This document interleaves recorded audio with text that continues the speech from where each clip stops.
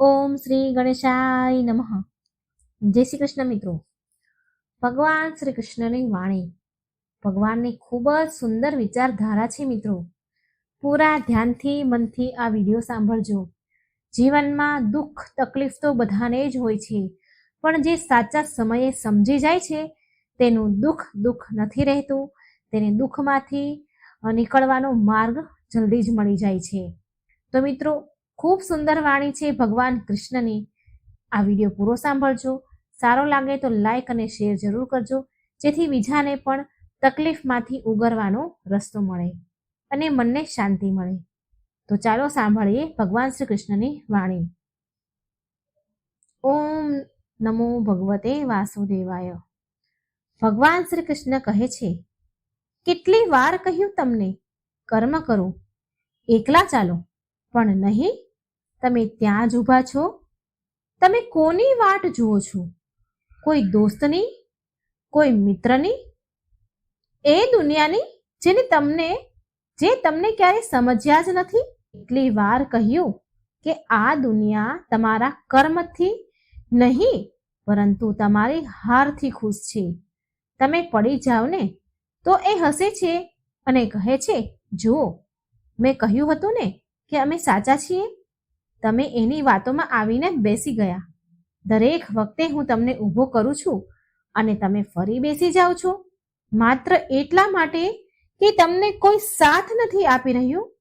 શું મેં એવું કીધું હતું કે સાથ મળે તો જ કર્મ કરો? શું મેં ક્યારે એવું કહ્યું છે કે લોકો તાળી ન વગાડે ત્યાં સુધી આગળ ન વધો?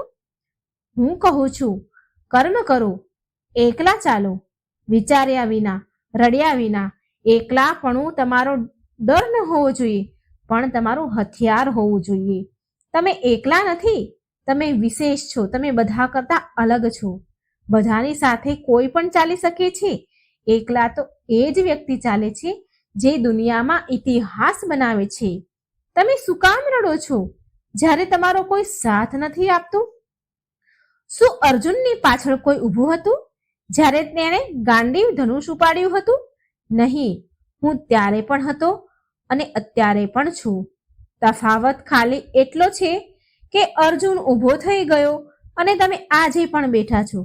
તમે એવું ઈચ્છો છો કે લોકો, આ દુનિયા તમને સમજે? ભાઈ, આ દુનિયા ભગવાનને પણ નથી સમજી તો તમને કેવી રીતે સમજશે? તમારી અંદર એક અગ્નિ છે, પણ લોકોનું વિચારીને તમે તેને રાખ બનાવી રહ્યા છો. કારણ કે તમે મૂંઝવણમાં છો કે તમને કોઈ કહે, તમે ઈચ્છી રહ્યા છો કે તમને કોઈ એવું કહે કે તમે કરી શકો છો. તો હું પણ તમને કહું છું, જાઓ, તમે કરી શકો છો. પણ હવે તમને રડવાની પરવાનગી નથી. હવે તમે બેસી ગયા તો હવે હું તમને ઉઠાવવા માટે નહીં આવું. જેને વારે વારે ઉઠાવવા પડે છે એ કમજોર છે, એ કામને લાયક નથી. તમે પોતાને એકલા સમજો છો તો તમે એ વિચારો, જ્યારે તમારો જન્મ થયો હતો ત્યારે તમારી સાથે કોણ હતું? જ્યારે તમે ચાલવાનું શીખ્યા, વારંવાર પડી જતા હતા, ત્યારે કોણ હતું તમારી સાથે? ત્યારે કોણ હતું? ત્યારે તમે જાતે ઊભા થયા, જાતે ચાલતા થયા, અને હવે તમે બેસી ગયા. હવે તેમ વિચારો છો કે કોઈ તમારો હાથ પકડશે તો નહીં પકડે. કોઈ તમારો હાથ નહીં પકડે. દુનિયા તમને જોઈ રહી છે કે ક્યારે તમે તૂટી જાઓ, ક્યારે તમે હારો. તમારી જીતથી દુનિયાને ઈર્ષા થાય છે અને તમે એ જ ઈર્ષામાં પોતાને સળગાવી રહ્યા છો. હવે ઉઠો, ચાલો અને કર્મ કરો, કારણ કે આજે નહીં કર્યું તો તમે બળી જશો. એ જ ભીડની જેમ જે ફક્ત વાતો જ કરે છે અને પછી ભગવાનને ફરિયાદ કરે છે કે મને કેમ નથી મળતું. અને પછી હું પૂછું છું કે તમે ચાલ્યા જ ક્યારે? લડ્યા ક્યારે?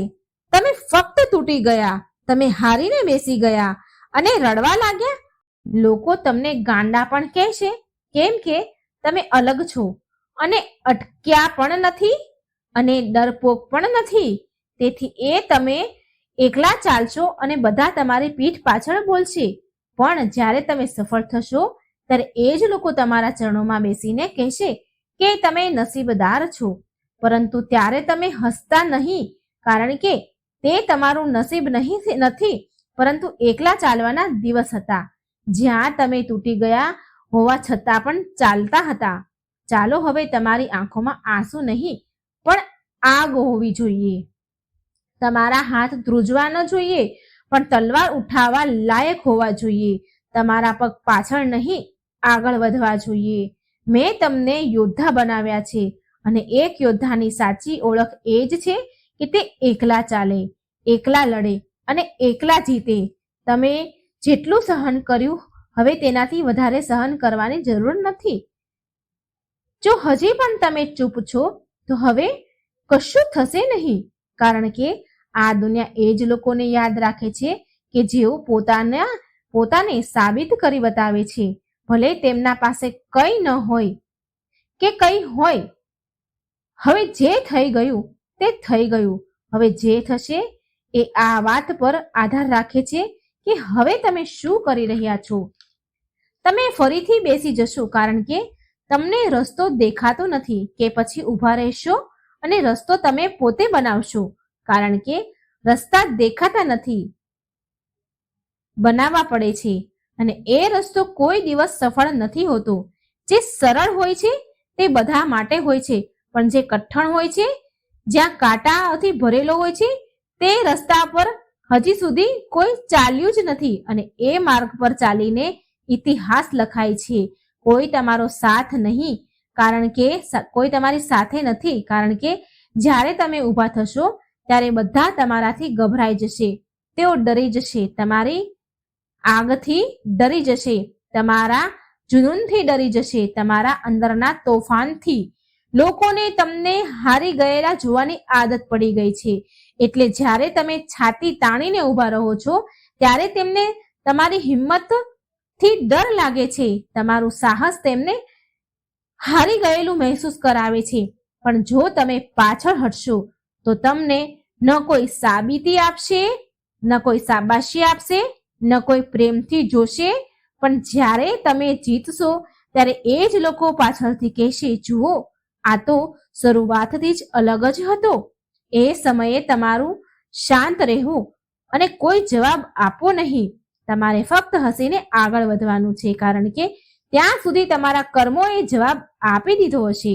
તમે વિચારી રહ્યા છો એકલા ચાલવું મુશ્કેલ છે. હા, એ વાત તો સાચી છે, પરંતુ એ જ કઠિન સમયમાં તમે આગળ વધી શકશો. જ્યારે કોઈ તમારી સાથે નહીં હોય ત્યારે તમને દેખાશે કે તમે શું છો. તમારી કિંમત તમને ખુદને સમજાશે. તે વિચારીને તમે રડવા લાગશો અને ત્યારે તમને કોઈ નહીં પૂછે કે તમને શું થયું. ત્યારે તમને સમજણ થશે કે ભગવાને તમને યોદ્ધા બનાવી દીધા છે, જે પોતાના આંસુ પોતે જ લૂછે છે અને પોતે જ ઊભા થાય છે, કારણ કે હારનારની આંખમાં આંસુ હોય છે અને જીતવાવાળાની આંખમાં આગ હોય છે. હવે સમય આવી ગયો છે કે હવે તમે તમારી આંખોની આગને ઓળખી અને પોતાને કહો કે હવે હું નમીશ નહીં, ઝૂકીશ નહીં, કારણ કે જ્યાં સુધી તમે ઝૂકતા રહેશો, નમતા રહેશો, ત્યાં સુધી લોકો તમારા માથે ચડતા રહેશે. અને જ્યારે તમે ઊભા થશો ત્યારે આ જ લોકો તમારી છાયામાં ઊભા રહેલા તમને જોવા મળશે. તમારું જીવન એક સંદેશ છે. ક્યાં તો તમે ભીડમાં ચાલીને મરી જશો અથવા એકલા ચાલીને ઇતિહાસ બનાવી દેશો. મેં તમને યોદ્ધા બનાવ્યા છે. મને ભક્ત નહીં જોઈએ જે ફક્ત મંદિરમાં માથું નમાય. મને એવો ભક્ત જોઈએ કે જે રણભૂમિમાં એકલો ઊભો રહે અને કહે છે કે હે કૃષ્ણ, હું એકલો છું પણ હું ડરી નથી રહ્યો, કર્મ કરી રહ્યો છું, એકલો ચાલી રહ્યો છું, પણ અટકીશ નહીં, રોકાઈશ નહીં. ખાલી એટલું જ કાફી છે કે તમે નમશો નહીં, તૂટશો નહીં, હારશો નહીં અને હિંમત છોડશો નહીં. હવે ચાલો, ઊભા નહીં રહો અને પાછળ ના જુઓ અને એક જ મંત્ર બોલો, કર્મ કરો અને એકલા ચાલો. હમણાં સુધી, આજ સુધી જે ગુમાવ્યું તેના વિશે વિચારીને રડવું નહીં. જે બચ્યું છે તેને મેળવવા માટે તપવું પડશે, લડવું પડશે અને સૌથી વધારે એકલા રહેવું પડશે. જે પોતાની લડાઈ એકલા લડે છે તે કોઈના પર નિર્ભર નથી હોતા. તેને તાળીની જરૂર નથી, ઓળખની ભૂખ નથી. તે ફક્ત ચાલ્યા જ કરે છે, કોઈ પણ અવાજ, ચિંતા કે સહારા વગર. જ્યારે તમે પહેલી વાર સપના જોયા હતા ત્યારે તમને કોઈ સાથ આપવાનું વચન આપ્યું ન હતું. તો તેમને આજે કેમ આશા છે? તમને આજે કેમ આશા છે કે કોઈ તમારી સાથે ચાલે? જે દિવસે તમે તમારા મનમાં વિચારી લીધું હતું કે કંઈ વિશાળ કરવું છે, તે જ દિવસથી તમારે એકલા ચાલવાનું હતું. અને આજે પણ તમે લોકોની ભીડમાં સમર્થન શોધી રહ્યા છો તો તમે તૈયાર નથી. કારણ કે જે તૈયાર હોય છે ને તે દુનિયાને નથી જોતા, પરંતુ લક્ષ્યને જુએ છે. જે તમારે કરવાનું છે એ જુએ છે. જેટલી વાર તમે થાકી જાઓ ત્યારે હાર માની જાઓ ત્યારે વિચારો છો કે આ જ કારણ હતું કે જેના માટે હું ચાલ્યો હતો. શું આ એ જ લડાઈ છે જેમાં તમે પોતાની જાતને સમર્પિત કર્યા હતા? અને હા હોય તો અટકવાનો કોઈ હક નથી. હવે જે અટકે છે તે ખતમ થઈ જાય છે અને તેને કોઈ યાદ નથી કરતું. તમે ફક્ત નામ માટે કે જીવવા માટે નથી બન્યા. તમે બન્યા છો આગ અને તુફાન બનવા માટે. જે લોકો તમને નીચો બતાવવામાં લાગ્યા છે, નીચા પાડવામાં લાગ્યા છે, તેમને જવાબ આપવાનો સૌથી સાચો રસ્તો છે કે વિજય થઈને બતાવી દો. અને વિજય એકલા જ પ્રાપ્ત થાય છે, વગર કોઈ અવાજે. એક જ જુનૂનથી તમારું કર્મ કરતા જાઓ. અંદરથી તમે તૂટ્યા છો તો ફરી ઊભા થાવ અને ફરી ચાલવાનું શરૂ કરો. કારણ કે તમારા માટે મંદિરમાં કોઈ દીવો નથી પ્રગટાવવાનું કે ઘંટડી પણ નથી વગાડવાનું અને કોઈ આરતી પણ ઉતારવામાં આવશે નહીં. પરંતુ જ્યારે તમે જીતશો ને ત્યારે તમારું દરેક પગલું કંઈક ઇતિહાસ લખશે જે તમને રોકી રહ્યા છે.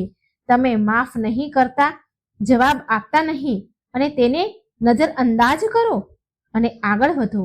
કારણ કે જવાબ લડાઈથી નહીં પણ પરિણામથી મળે છે. અને તમારું પરિણામ એટલું મોટું હોવું જોઈએ કે એમના શબ્દ પોતે જ મરી જાય. હવે નહીં જુઓ કે કેટલી રાતો તમે રડતા રડતા વિતાવી છે. હવે નહીં વિચારો કે કેટલા લોકો સાથે છોડીને ચાલ્યા ગયા છે. હવે એક જ વાત યાદ રાખો, કર્મ કરો અને એકલા ચાલો. કારણ કે જે એકલા તે કોઈના અહેસાસમંદ નથી હોતા. જે એકલા છે તે કોઈના અહેસાનમંદ નથી રહેતા. તેને કોઈ દયા કે સલાહની જરૂર નથી હોતી. તે પોતાના જખમ જાતે જ ભરે છે, પોતાના આંસુ જાતે લૂછે છે અને પોતાની જીત પણ જાતે જ લડે છે. જ્યારે તમે જન્મ્યા હતા ત્યારે તમે એકલા આવ્યા હતા અને જ્યારે તમારું મૃત્યુ થશે ત્યારે પણ એકલા જ હશો. તો પછી જન્મથી મૃત્યુ વચ્ચેનો સમય બીજા પર શા માટે નિર્ભર?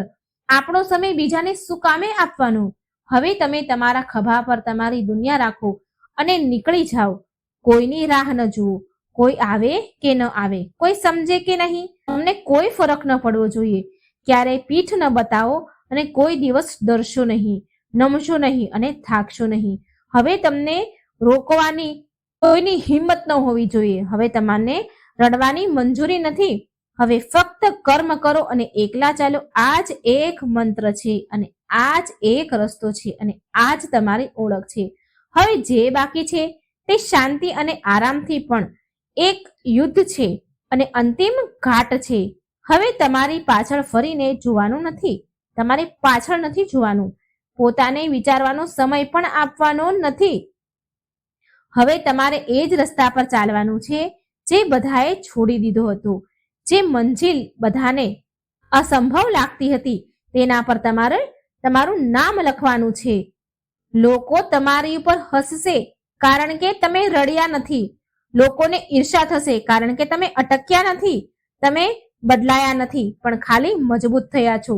આ જ સૌથી મોટી પ્રગતિ છે કે તમે ચૂપચાપ અડીખંભ ઊભા છો અને એક દિવસ કરીને જ બતાવશો. જ્યારે તમે ગયા ત્યારે બધાએ તમને પીઠ બતાવી દીધી હતી. ત્યારે તમને કોઈ પૂછવા આવ્યું નથી કે તમને કેવું લાગે છે. પણ જ્યારે તમે જીતશો ત્યારે બધા તમારી પાસે અભિનંદન પાઠવવા આવશે, તમારી પાસે શીખવાની વાત કરશે ત્યારે તમારે ખાલી ખુશ થવાનું છે અને કંઈ જ બોલવાનું નથી, કારણ કે ત્યારે જવાબ તમારી જીત આપે છે અને તે જીત તમને ત્યારે મળશે જ્યારે છેલ્લા શ્વાસ સુધી તમે રોકાયા વગર જ લડતા રહેશો. જે લોકો તમને કમજોર સમજે છે તેને ખોટા સાબિત કરવા માટે તમારે શોર કરવાની જરૂર નથી. તમારે ફક્ત આગળ વધતા રહેવાનું છે જ્યાં સુધી લોકો જાતે ચૂપ નહીં થાય. જો તમે એવું વિચારી રહ્યા છો કે હું થોડો આરામ લઈ લઉં, તો તમે યાદ રાખજો કે જે ક્ષણ તમે રોકાયા છો તો તે 100 કદમ પાછળ જતું રહેશે. જે આ દોડમાં રોકાયું તેનો નાશ થાય છે. ભગવાન બધાની પરીક્ષા લે છે, પણ જેને વધારે પ્રેમ કરે છે તેની કઠિનમાં કઠિન પરીક્ષા લે છે. જો તમારા જીવનમાં વધુ મુશ્કેલી આવી રહી હોય તો તમે સમજી લો ભગવાન તમારી નજીક છે, મોટું કામ કરવા માંગે છે. તમે તેના પસંદગીના યોદ્ધામાંથી એક યોદ્ધા છો. પણ યાદ રાખજો, પસંદગીગાર લોકોએ વધારે તપવું પડે છે, વધારે કઠિનાઈનો સામનો કરવો પડે છે. અને હવે દુઃખ, એકલતા અને થકાવટ જેવા કોઈ બહાના ચાલશે નહીં.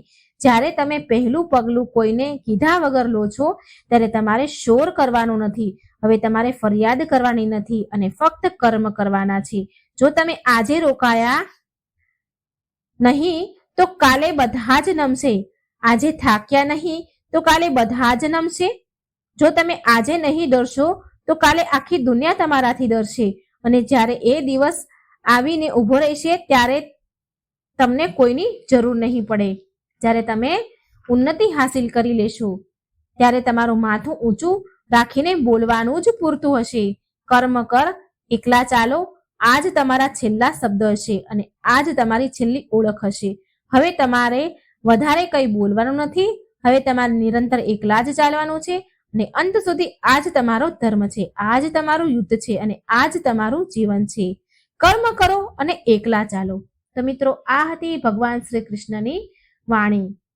મિત્રો, વિડીયો પસંદ આવે તો લાઈક અને શેર કરવાનું ભૂલશો નહીં અને આ ચેનલને કૃપા કરીને જરૂર સબસ્ક્રાઇબ કરી દેજો. જય શ્રી કૃષ્ણ. રાધે રાધે. Thank you.